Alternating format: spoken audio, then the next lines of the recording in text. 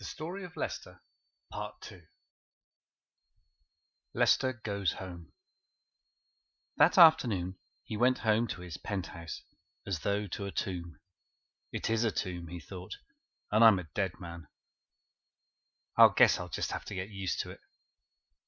His sisters wanted to help and offered to take turns staying with him, to take care of him, but he sent them away. He just wanted to be by himself. He went to bed and mostly slept for 3 days, waking up only occasionally to eat, or to take his medicines, or to use the bathroom. Then he'd crawl like a wounded animal back to his hole. On the 4th day something changed. After his midday meal he was sitting in a chair, looking out the window at Central Park. There was snow. The trees were sparkling. The park looked like a fairyland. He was thinking of how beautiful it was, and then realized that he wasn't enjoying it at all. He could not respond, even to the beauty. He was a virtual invalid, and with no hope of ever getting any better.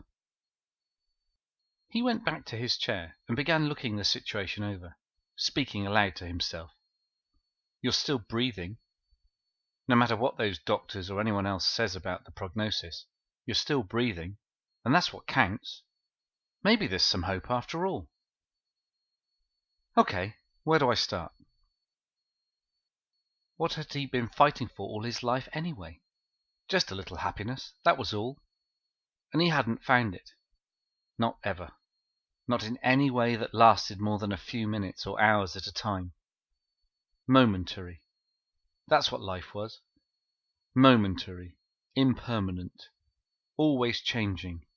You'd no sooner think you had it made, had everything nailed down and could relax, than the next thing would happen, and there you were again, right back where you'd started, clutching for something you couldn't hold even if you got it.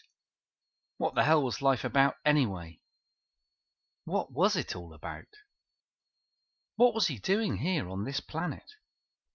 It didn't make any sense to him that he should be born, go through all that he had gone through in his life, never really get anywhere that really mattered, and end up with nothing, absolutely nothing except a dying body, and eventually even that turns to dust. All his possessions and accomplishments felt meaningless and empty.